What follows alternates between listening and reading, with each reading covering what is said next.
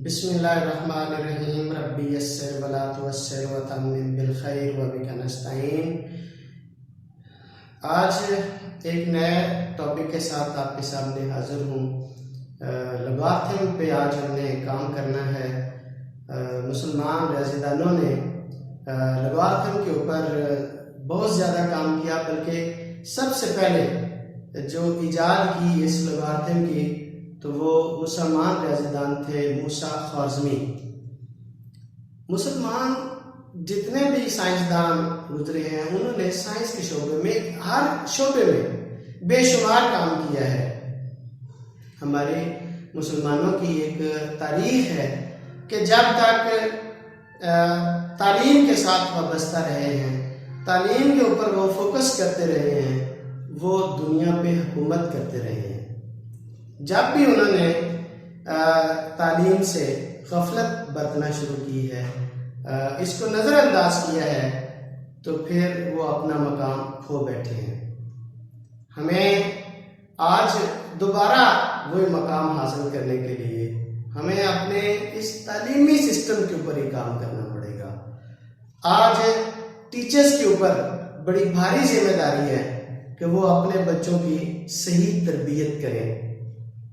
अगर हम मैथ की बात करते हैं तो जब तक आप अपने बच्चों के कॉन्सेप्ट नहीं क्लियर करते तो वो कंफ्यूज रहते हैं।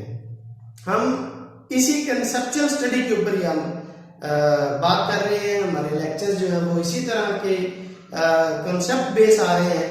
तो मैं आज आपके सामने जो एक कॉन्सेप्ट आपके सामने डिस्कस करना है लॉगरिथम का, उसमें सबसे पहले जो है वो साइंटिफिक नोटेशन है कि हम साइंसी तरकीब में कैसे चेंज कर सकते हैं।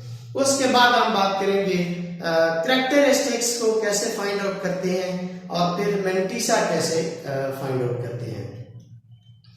जो साइंटिफिक नोटेशन है यानी जो साइंसी तरकीब है, असल में ये क्या है? बहुत बड़े आदाद जो हम पढ़ नहीं सकते या हमारे लिए थोड़ा मुश्किल होते हैं, बच्चों के लिए ऐसे आदाद जो हम उनसे कहते हैं कि लिखो और वो उन्हें थोड़ी परेशानी होती है, तो बड़े आदाद को हम छोटे से हिस्सों में हम बदल सकते हैं, छोटे आदाद में हम चेंज कर सकते हैं। तो अभी हमने सीखना है जो साइंटिफिक नोटेशन है उसको हम कैसे कर सकते हैं, उस पर काम। सपोज मैं आपके सामने एक डिजिट लिख देता हूँ 3600, ये मैंने एक रकम लिखी है। अब आपने देखना है कि इसको साइंटिफिक नोटेशन में कैसे चेंज कर सकते हैं। तो सबसे पहले आप गौर करेंगे, ये वाला जो हिस्सा है ये है लेफ्ट साइड, और ये जो इसका दूसरा हिस्सा है ये राइट साइड है। अच्छा, अब आपने देखना है सबसे पहले ये है कि इसका इशारिया कहां पे लगा है।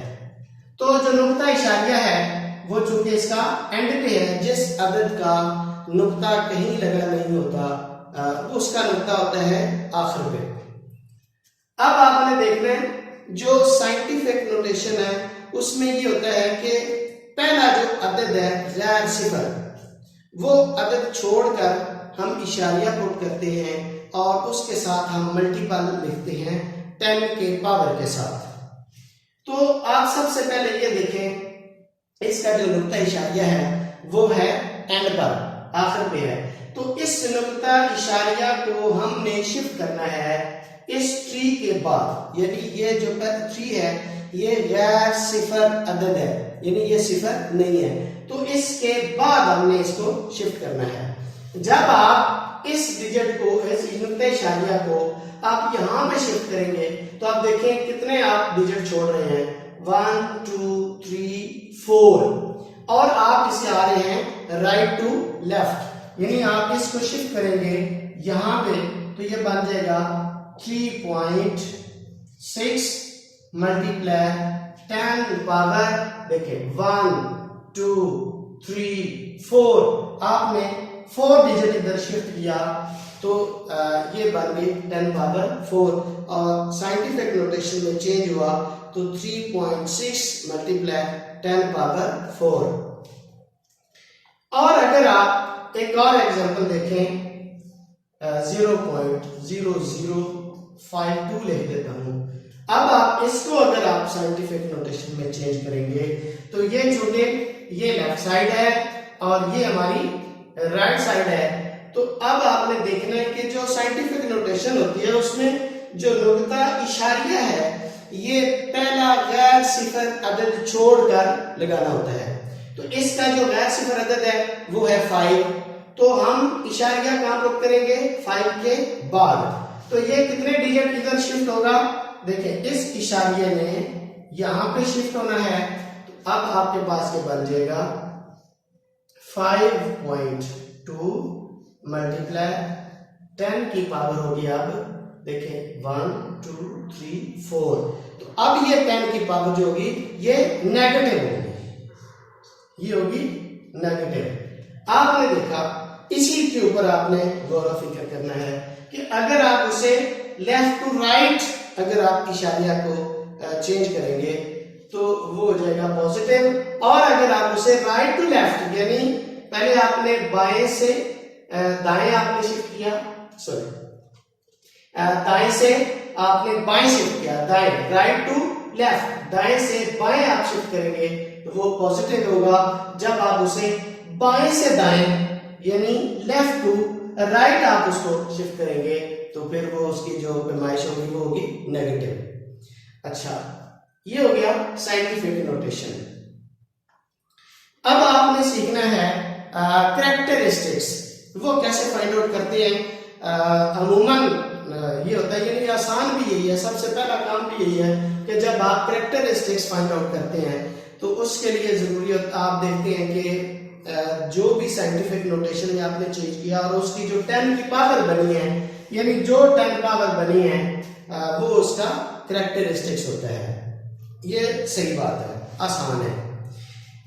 लेकिन जब आप एंटीलॉग फाइंड आउट करते हैं और उसके क्वेश्चन आप सॉल्व करते हैं तो वहां पे थोड़ा मसला ये बनता है कि क्वेश्चन का आपने नुक्ता इशारिया पुट करना होता है। अगर आप इसके बाद आप देखेंगे हम 3.4 का क्वेश्चन एक सॉल्व करेंगे तो वहां पे एक जगह पे हम इशारिया पुट करते हैं एंटीलॉग लेने के बाद।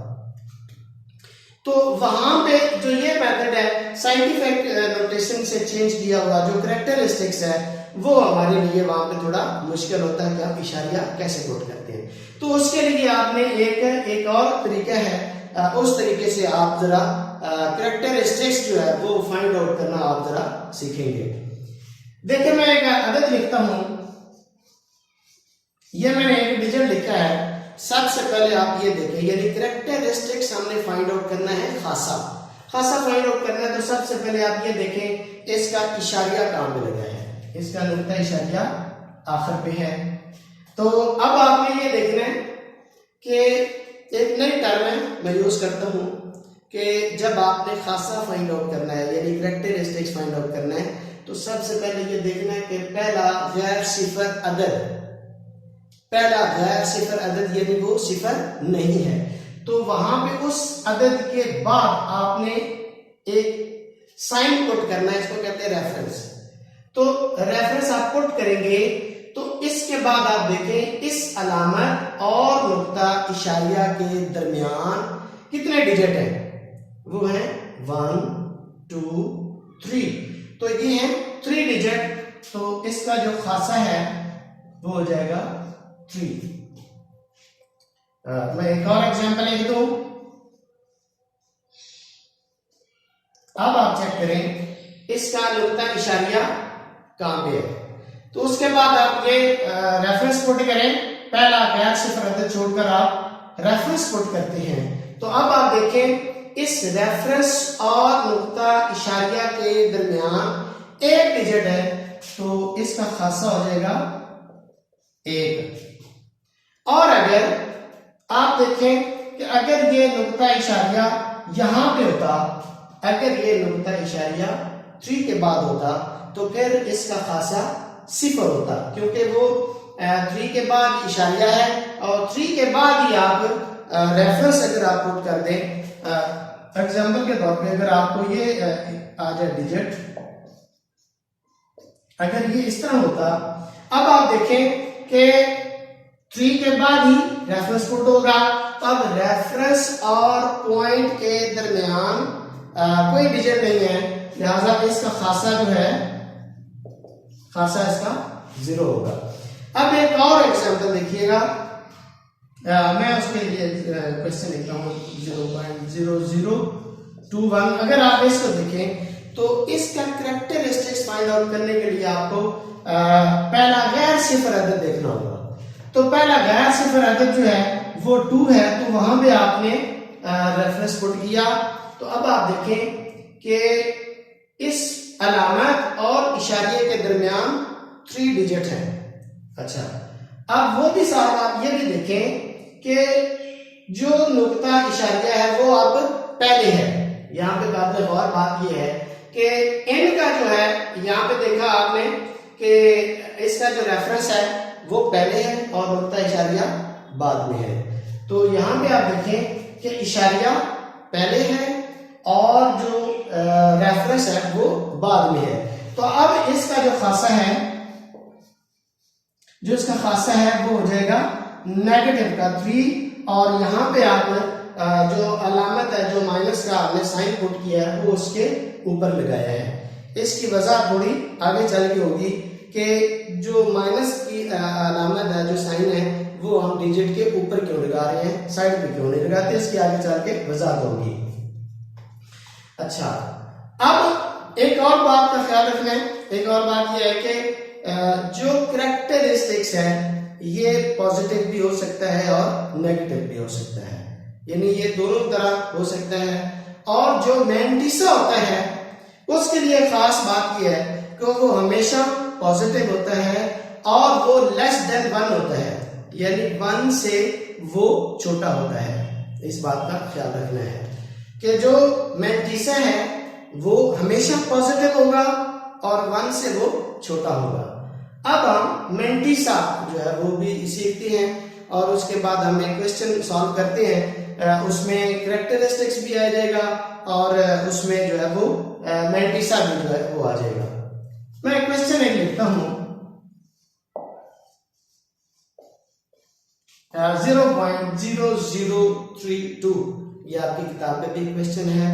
अब आपने जो अगला काम है, यानी इसका हमने लॉग फाइंड आउट करना है। उस लॉग के 2 हिस्से हैं, एक हिस्सा जो है वो कैरेक्टरिस्टिक्स है और जो दूसरा हिस्सा है वो इसका है मैंटिसा। तो 2 हिस्से जो है वो अब हम अलग अलग फाइंड आउट करेंगे। सबसे पहला काम ये है, हम इसे लेंगे लॉग 0.0032। तो इसके 2 हिस्से कौन से हैं? वो एक हिस्सा है कैरेक्टरिस्टिक्स वाला, तो सबसे पहले इसका हम कैरेक्टरिस्टिक्स फाइंड आउट करेंगे, वो सेम इसी तरीका के मुताबिक जो अब हमने ये वाला सीखा है।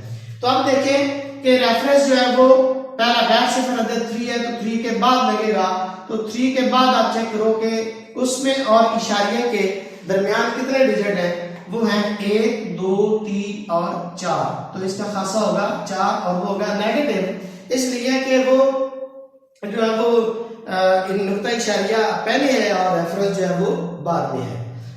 तो अब आपने इसका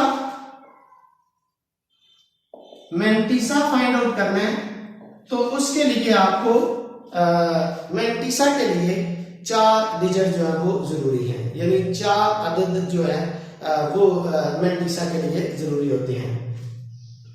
तो देखिए हमारे पास है 3, 2 है, उससे पहले जो 0 है वो मैंटिसा के लिए नहीं है काबिल कबूल। आपने जो है वो पहला गैर सिफर अदद के बाद जो है वो मैंटिसा फाइंड आउट करते हैं। तो आपके पास जो है वो 3, 2 है, मैं अदद लिख देता हूं 3, 2, इसके साथ हम 2 0 लगाएंगे। जो पहले 2 डिजिट्स होंगे वो उसकी बनेगी कतार, और जो तीसरा डिजिट होगा उसका बनेगा कॉलम, और जो लास्ट में नंबर 4 पे होता है वहां पे बनता है फर्क। अगर आप अपने किताब के आखिर पे देखें तो वहां पे आपको एक टेबल दिया गया है, एक लॉग टेबल होता है और एक एंटी लॉग टेबल है। अगर आप वहां पे जाएंगे तो वहां पे आपको इस तरह के कॉलम नजर आएंगे, एक जो है वो हॉरिजॉन्टल होती है और एक जो है वो वर्टिकल लाइन होती है। तो जो हॉरिजॉन्टल है वो कतार है, जो आपके उसी तरह वर्टिकली है वो एंगल उसका बने है, दूसरा कॉलम है, और उसके आखिर पे भी कुछ कॉलम्स बने होंगे, वहां पे लिखा होता है फर्क वाले टेबल, फर्क वाले कॉलम। अच्छा, आपने देखना है कि यहां मैं इसकी डिटेल पूरी लिख देता हूं। 32 की कतार होगी और उसके साथ है सिफर, तो सिफर का कॉलम होगा। अगर आप 32 की कतार देखें और सिफर के कॉलम में देखें तो वहां आपको डिजिट नजर आएगा 5051। उसके बाद आप देखें आपके पास लास्ट वाला जो डिजिट है वो है 0, तो आप उस 0 का फर्क, आप उस सिफर का फर्क जमा करेंगे। तो चूंकि आप जब देखेंगे वहां पे तो सिफर का जो कॉलम है वो आपका नजर नहीं आएगा, क्योंकि सिफर का फर्क नहीं होता। तो इसके अलावा 1 2 3 4 अप टू 9 कोई भी डिजिट हो सकता है, तो उसका अगर यहाँ पे कोई डिजिट होता है तो हम उसका भी लिखते। 1 है तो 1 का फर्क जमा करने से, 2 है तो 2 का फर्क जमा करने से, तो उसी तरह वहां से देख के लिखना होता है। अब अगर आप सिफर का देखेंगे तो वो है ही नहीं, लिहाजा इसमें अगर सिफर जमा करेंगे तो हमारे पास ये वही बन जाएगा 5051। अब आपने ये जो डिजिट बना है इसको हम कहते हैं कि ये मैंटीसा है। लेकिन एक बात यहाँ पे काबिले गौर है कि अभी ये मैंटीसा नहीं बना, ये मैंटीसा जो है अभी ये नहीं है। इसके साथ आपने इशारिया पुट करना है, इसके साथ आप जब तक इशारिया नहीं लगाते तो ये आपका मैंटीसा नहीं बनता। क्योंकि हमने पहले पढ़ा था, अभी हमने ये पढ़ा है कि जो मैंटीसा है वो हमेशा पॉजिटिव होता है और वो 1 से छोटा होता है। तो नंबर 1 तो अगर आप इशारिया पुट नहीं करेंगे तो ये 1 से बड़ा हो जाएगा और ये मैंटीसा नहीं बनेगा। तो मैंटीसा बनाने के लिए इसके साथ इशारिया जो है वो जरूरी है कि ये लेस देन 1 हो जाए। अब आप इसको इन दोनों को हम मर्ज कर देंगे, दोनों को ऐड कर देंगे तो हमारा जो मतलूबा लॉग है वो बन जाएगा। हम लिखेंगे लॉग 0.0032 इज इक्वल टू, अब आपने पहले कैरेक्टरिस्टिक्स लिखना है और बाद में मैंटीसा लिखना है।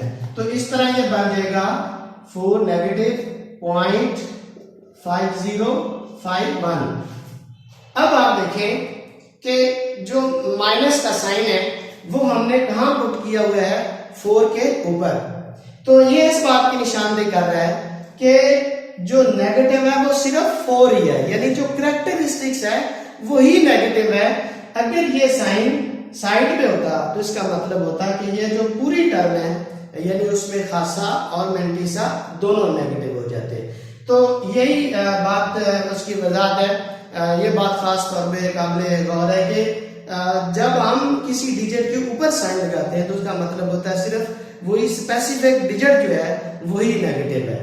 तो आपका इसी तरीके से अगर आप इसका आप कैलकुलेटर से आप देखेंगे तो वो आपके लिए थोड़ी परेशानी होगी।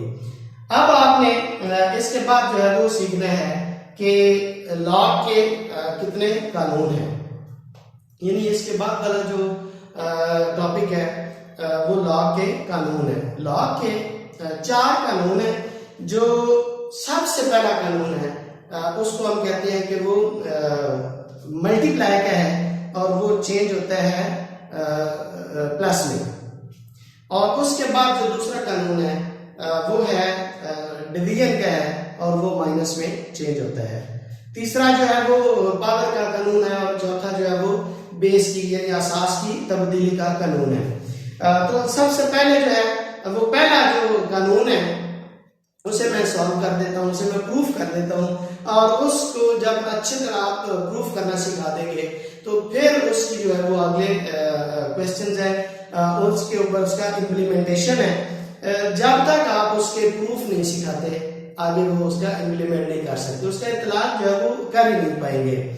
तो जरूरी है कि सबसे पहले आप उसके जो कानून है उनको अच्छे से प्रूफ करवा दें और उसका फायदा ये होता है कि बाज़ बात आपके वो जो प्रूफ हैं वो शॉर्ट क्वेश्चन में भी आ जाते हैं और बल्कि अक्सर औकात तो वो लॉन्ग क्वेश्चन में 4 नंबर का क्वेश्चन जो है वो इन प्रूफ में से दे देता है जो कानून दिए गए हैं। तो अभी हम सीखेंगे जो कानून है उसका, लॉ का जो पहला कानून है वो अभी मैं प्रूफ करूंगा। उसके बाद आप उसी तरीके के मुताबिक अपने बाकी कवानीन को प्रूफ कीजिएगा और फिर उसके बाद उसकी आप आगे हम उसकी इम्प्लीमेंटेशन हम सीखेंगे। अब हम ये देखेंगे कि जो लॉ के वो कानून कितने हैं, उसके जो कवानीन हैं उसके ऊपर हम बात करेंगे। तो लॉ के कानून होते हैं 4। तो सबसे पहला जरूरी काम जो है वो इनका प्रूफ होता है कि हम जब तक इनको प्रूफ करना नहीं सीखेंगे तो इनका आगे हम इतलाक नहीं कर सकते। तो जो कानून है वो सबसे पहला जो कानून है वो मैं प्रूफ करता हूँ आपके सामने, आपने इसका गौर करना है। अक्सर औकात ये जो 4 कवानीन है इनमें से जो क्वेश्चन है बाज़ औकात ये शॉर्ट क्वेश्चन भी आ जाता होता है और लॉन्ग क्वेश्चन भी बाज़ औकात आता है। ये बड़े इंपॉर्टेंट है, हम इनको नजरअंदाज कर देते हैं, बच्चों से कहते हैं कि ये जी आपकी किताब में दी गई एग्जांपल्स हैं, वहां से आप देख लें। जबकि सबसे पहला जरूरी काम है कि इनको आप खुद प्रूफ करना सीखें। जो पहला कानून है वो है log m multiply n to the base a, ये इज इक्वल टू होगा log m to the base a plus multiply है तो ये चेंज हो जाएगा प्लस में log n to the base a। अब आप ये जो पहला कानून है इसका प्रूफ सीखने के लिए सबसे पहले आप देखें आपके पास ये 2 हिस्से दिए गए हैं। हम सपोज कर लेते हैं कि जो log m बेस a के साथ है ये इज इक्वल टू x है और हम सपोज करेंगे log m to the base a ये हमारे पास y है। जब आप ये काम कर लेंगे तो उसके बाद अब आपने ये देखना है कि इसको हम एक्सपोनेंशियल फॉर्म में लिखेंगे, यानी जो हमारी कुव्वत नुमा लिखने वाली जो शक्ल है अब हम उस शक्ल में इनको लाएंगे। जब आप उस फॉर्म में लाएंगे एक्सपोनेंशियल फॉर्म में जब आप लाएंगे तो चूंकि ये जो बेस है इसको हम चेंज नहीं करते, ये बेस सेम रहती है, ए हमारे पास उसी तरह ही रहेगा और ये जो है ये इनकी जगह चेंज हो जाती है। तो एक्स यहाँ पे आ जाएगा और m जो है आपका इस तरफ आ जाएगा, ये आपके पास इक्वेशन 1 बन जाएगी। अब आप इसी को भी इसी तरह चेंज कर लें, दूसरे हिस्से को भी जो है a की पावर y बन जाएगी और n आ जाएगा दूसरी तरफ, तो ये आपकी सेकंड इक्वेशन बन जाएगी। जब आप ये 2 इक्वेशंस आपके बना लेंगे तो अब आप देखें कि सबसे पहला जो ऊपर है वो जो कि यहाँ पे मल्टीप्लाई का साइन है, तो आप जो आपके पास इक्वेशन 1 है और 2 है इनको आप आपस में मल्टीप्लाई कर देंगे। आप इनको मल्टीप्लाई कर दें तो इस तरह जो पहली टर्म है वो पहली से मल्टीप्लाई होगी और जो दूसरी है वो दूसरे से मल्टीप्लाई होगी। तो हम मल्टीप्लाई करेंगे a की पावर x मल्टीप्लाई a की power y is equal to m multiply n। तो अब आपने पहले भी सीखा है कि जब आसास जो बुनियाद जो बेस है वो सेम होती है तो उनके जो पावर्स होते हैं वो आपस में जो एक्सपोनेंट जो है वो आपस में ऐड हो जाते हैं। तो अब हम इसको एक बना लेंगे, हमारे पास a की पावर बन जाएगी x plus y is equal to m multiply n। तो ये आपके पास एक स्टेप आ गया। अब आप अगले स्टेप में क्या करेंगे, इनको वापस आप जो हमारी जो लॉ की शक्ल है हम वापस उस शक्ल में इसको लाएंगे तो हमारे पास ये बन जाएगा। हमने ये पहले भी ये देखा जब हमने इसको एक्सपोनेंशियल फॉर्म में चेंज किया था तो जो बेस है वो चेंज नहीं हुई थी।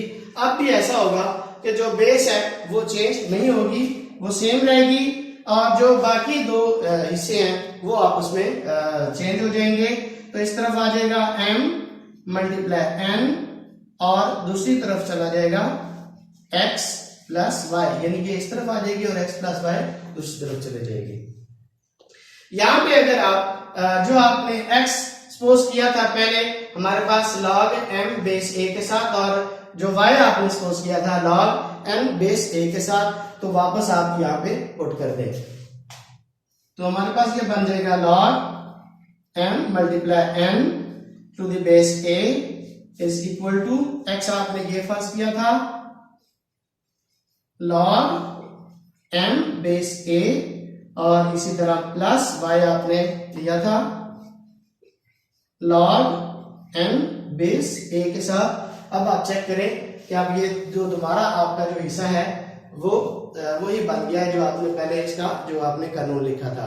तो इस तरीके से आप जब आप इसका सेकंड जो लॉ है वो आप सिखा दें, सेम इसी तरह का है, थोड़ा सा चेंज हो जाएगा। और इसी तरह आप उसका जो थर्ड लॉ है वो भी समझ आ दें और इसी तरह फोर्थ लॉ को ऊपर वो बेस का जो है वो कानून है उसको अच्छे से आप करवाएंगे। तो इन कानून को करवाने के बाद इनका इतलाक होता है आगे एक्सरसाइज पे। तो अब हम इस कानून का या जितने भी आपके पीछे जो कानून है उनका हम इतलाक करेंगे, हम एक क्वेश्चन सॉल्व करेंगे और उस क्वेश्चन के अंदर भी एक दो नुक्ते हैं जो सबसे ज्यादा आपके सामने वाज़ेह करने हैं। अच्छा, अब मैंने आपके सामने एक क्वेश्चन लिख लिया है, अब इसके ऊपर आप थोड़ा सा गौर करें। देखिए आपके पास एक क्वेश्चन है x इज इक्वल टू यहाँ पे 0.7214 मल्टीप्लाई 20.37 डिवाइडेड बाय 60.8 है और इसका इंडेक्स जो है वो 3 है।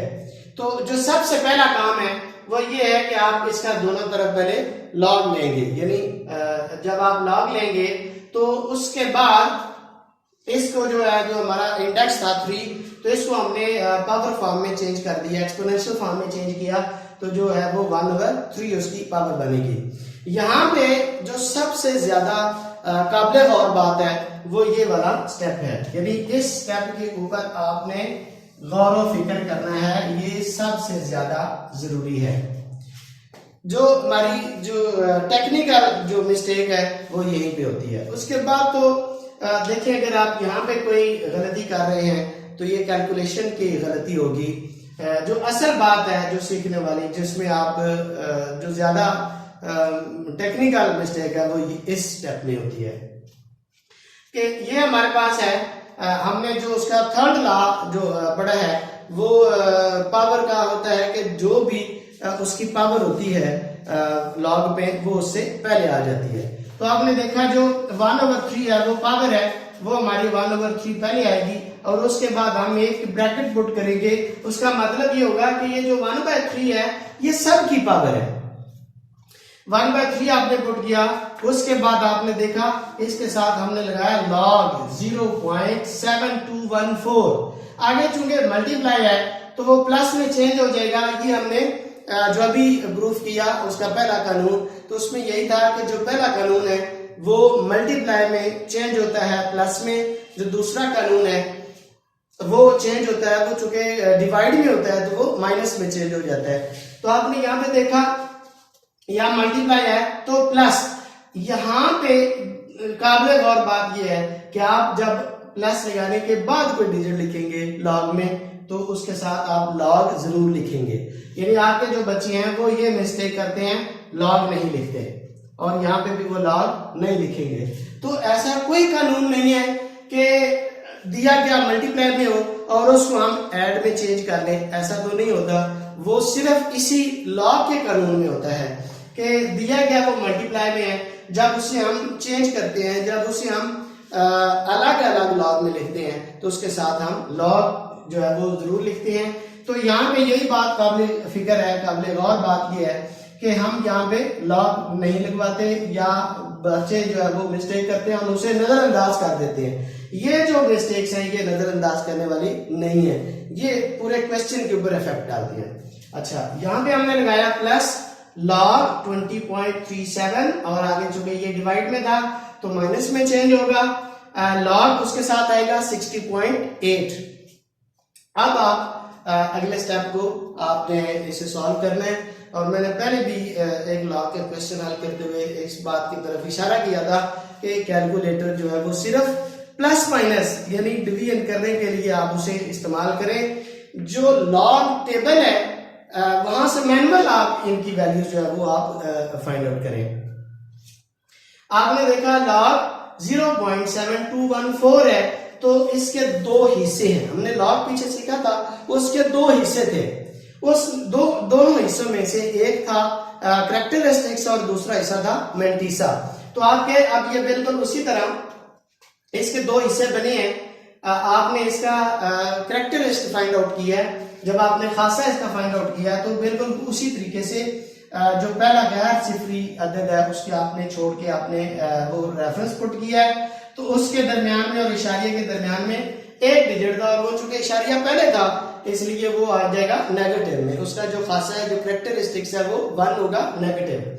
आप उसको चेंज करेंगे जब आप मेंटिसा को देखने के लिए, तो 72 को आपने चेक करना है 1 के कॉलम में, यानी 72 की कतार होगी और 1 का कॉलम होगा। फिर आगे उसमें 4 का डिफरेंस जो है वो आप ऐड करेंगे तो आपके पास ये बन जाएगा 85 है 0.8581।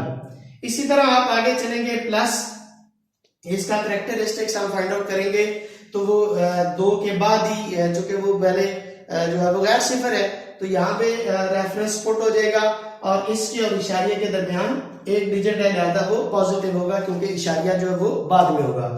तो 1 पॉइंट। अब इसका आपने जो मेंटिसा है वो कैसे फाइंड आउट किया है, 20 की आपकी कतार देखी है और 7 का कॉलम देखा, 3 का कॉलम देखा सॉरी, और उसमें 7 का फर्क जो है वो आपने ऐड किया है।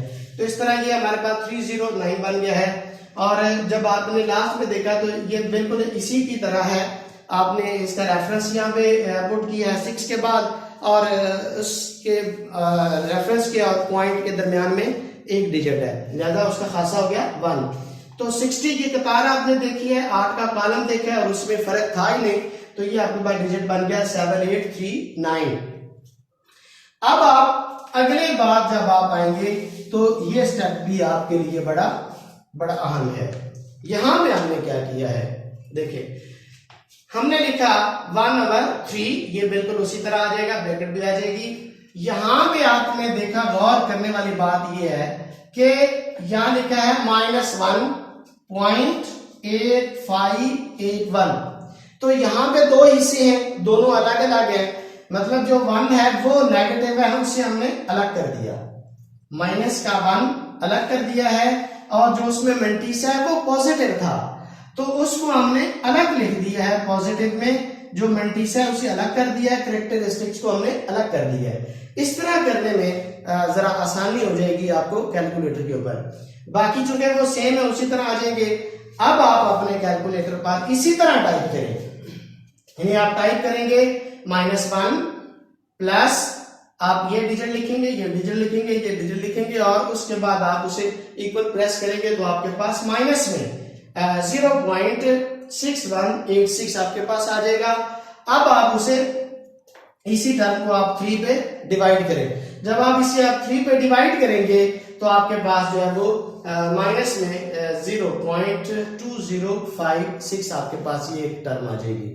अच्छा, यहां पे भी एक बड़ी अहम बात है, वो भी ज़हन में रखने वाली है, बल्कि सबसे ज्यादा जो मिस्टेक है वो यहाँ पे ही होती है। आपके पास ये जो टर्म है ये बनी है जो ऊपर हमारे पास आता जा रहा है log x में। अब चूंकि ये है हमने सबसे पहले ये बात पढ़ी थी कि जो मेंटिसा होता है वो हमेशा पॉजिटिव होता है।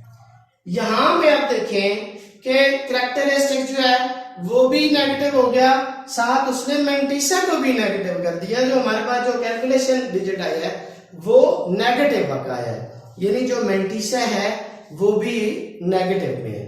हमने इस मेंटिसा को हमेशा पॉजिटिव में चेंज करना है। अगर नेगेटिव आ गया तो हमारे पास आ गया ये नेगेटिव है, तो इसको पॉजिटिव में चेंज करने के लिए हम 1 प्लस करेंगे और 1 माइनस करेंगे, यानी जो 1 है उसी एक दफा हम प्लस में भी करेंगे और एक दफा उसे हम माइनस में करेंगे। इसका फायदा ये है कि हम इसको जो मेंटिसा है उससे हम पॉजिटिव में चेंज कर सकेंगे और इसके ऊपर कोई फर्क भी नहीं पड़ेगा, यानी 1 अगर हमने ऐड किया है तो साथ उसके हमने माइनस भी कर दिया है, तो इस टर्म के ऊपर कोई फर्क नहीं पड़ेगा।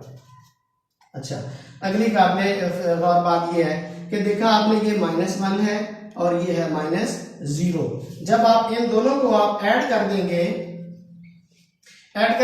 तो -1 और -0, अब ये 1 ही बनेगा और हो जाएगा माइनस में। इसको इसलिए ऊपर लगाया है कि अब जो मेंटिसा है वो हम पॉजिटिव चेंज करने जा रहे हैं। तो अब आपने ये टाइप करना है कैलकुलेटर के ऊपर, अब आप जो है वो 1 टाइप करें, कैलकुलेटर के ऊपर 1 आप टाइप करें और नीचे आप टाइप करें क्योंकि ये जो डिजिट है ये है नेगेटिव में। तो अब आपने इसको भी आपने उसी तरह कैलकुलेटर के ऊपर टाइप करना है। पहले आप 1 प्रेस करेंगे और फिर आप टाइप करेंगे 0.2056 माइनस, यानी लिखेंगे 1 माइनस 0.2056। तो जब आप इक्वल प्रेस करेंगे तो आपके पास ये बन जाएगी टर्म 7944। यानी अगर आप लिखे 1 ऊपर टाइप करें कैलकुलेटर के ऊपर और माइनस लिखें 0.2056 तो आपके जो डिजिट है वो आपके सामने आ जाएगा और ये पॉजिटिव होगा। यानी अब आप देखेंगे आपके पास कैरेक्टरिस्टिक्स जो है वो नेगेटिव हो गया है और जो उसका मेंटिसा है वो आप पॉजिटिव हो गया है। अच्छा, अब आप अगला काम जो है वो इसका है एंटीलॉग, यानी आपने x की वैल्यू फाइंड आउट करनी है तो आप एंटीलॉग लेंगे तो ये लॉग आपका उससे कैंसिल हो जाएगा, दूसरी तरफ आपका एंटीलॉग आ जाएगा। x is equal to antilog minus का 1 है 0.7944, आपके पास ये टर्म आ जाएगी। अब आपने इसका एंटीलॉग लेना है। अच्छा, यहाँ पे भी जो है वो काबिले गौर बात है, यानी इसके अंदर जो अहम नुक्ते थे मैं साथ साथ आपके इंडिकेट करता आ रहा हूं। अगली बात ये है, अब आप देखेंगे कि आपने इसको वापस अपनी उसी हालत में लाना है। अब हमने एंटीलॉग के ऊपर आपको किताब के आखिर पे 2 किस्म के टेबल दिए गए हैं। एक टेबल जो है वो लॉग का टेबल है और एक है एंटीलॉग का। तो अब आपने एंटीलॉग के जो टेबल है उसके ऊपर आपने जाना है।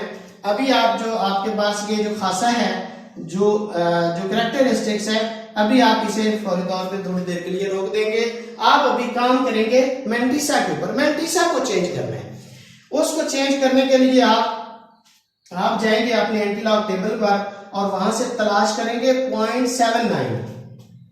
आप वहां से 0.79 को तलाश करेंगे, फिर आप आगे 4 का कॉलम देखेंगे। 4 का कॉलम देखने के बाद आप उसमें आगे जो 4 का डिफरेंस है वो भी आप ऐड करेंगे। जब आप वो ऐड करेंगे आपके पास टर्म आ जाएगी 6229। यानी अगर आप उसका जो है देखेंगे 0.79 की कतार आप देखेंगे, 4 का कॉलम देखेंगे और उसके बाद अगले हिस्से में जो 4 का डिफरेंस है वो आप देखेंगे। तो इन दोनों को ऐड करेंगे, आपके पास जो डिजिट बनेगा वो 6229 का बनेगा। अब आप वापस आएंगे। अच्छा, ये काम आप कैलकुलेटर पर आपके लिए मुश्किल होगा, कैलकुलेटर पर ये आप नहीं कर सकेंगे। तो यहाँ पे हमने यानी इस जगह पे आके हमें जो आपने कैरेक्टरिस्टिक्स फाइंड आउट करना सीखा था वो यहाँ पे आके हमारे लिए यूजफुल होगा, फायदा यहाँ पे देगा कि अब हम इसका पॉइंट कैसे पुट करेंगे। अब आप देखो आपके पास है जो कैरेक्टरिस्टिक्स है वो इशारिया लगाने के काम आता है, तो वो है माइनस का 1 यानी -1 है। तो आप सबसे पहला वही काम करेंगे, लगाने के लिए आपने इशारिया लगाना है। तो देखना पहला जो डिजिट है वो गैर सिफर है, तो आप यही रेफरेंस पुट करेंगे। और अब आपने देखा कि जो डिजिट है जो खासा है वो माइनस का है, तो माइनस का खासा बनाने के लिए जरूरी है कि जो इशारिया है वो पहले होना चाहिए और जो आपके पास है जो रेफरेंस है वो बाद में होना चाहिए। तो हम एक खासा है तो एक डिजिट हम पहले हम इशारिया पुट करेंगे, तो ये हमारे पास जो है वो आंसर आ जाएगा 0.6229। और अगर आपका ये जो खासा है अगर ये पॉजिटिव में होता तो आप क्या करते, आप देखते कि पहला ही आप जो गैर सिफर डिजिट है उसे छोड़कर आप रेफरेंस पुट करते, और अगर आपका ये प्लस का यानी पॉजिटिव होता तो उसके बाद एक डिजिट छोड़ के आप इशारिया पुट करते, या जितने भी होते हैं अदद 2 होता 3 होता तो आप उसके बाद आप उतने अदद छोड़ के इशारिया पुट करते। अब चूंकि ये नेगेटिव में था तो आपने जो है वो रेफरेंस पुट किया 6 के बाद और एक डिजिट पहले आपने इशारिया पुट किया। इस तरह ये आपके पास जो है वो फाइनल आंसर है 0.6229। तो ये इस तरह जब आपने लॉ पढ़े हैं तो उनका इतलाक यहाँ पे होता है और किस तरह हम उसके बारीक बीनी के जो नुक्ते हैं उनके ऊपर हमने गौर किया। तो मुझे उम्मीद है कि आपने लॉ का जो पहली हिस्से से साइंटिफिक नोटेशन से लेके कैरेक्टरिस्टिक्स और मेंटिसा को पहचानने के बाद आपने लॉ सीखे और उनका फिर आपने इत्तलाक किया। अगर आप इसी तरतीब से अपने बच्चों के ऊपर इन चीज़ों का इत्तलाक करेंगे तो समझाने की कोशिश करेंगे तो आपके लिए बड़ा फायदा होगा।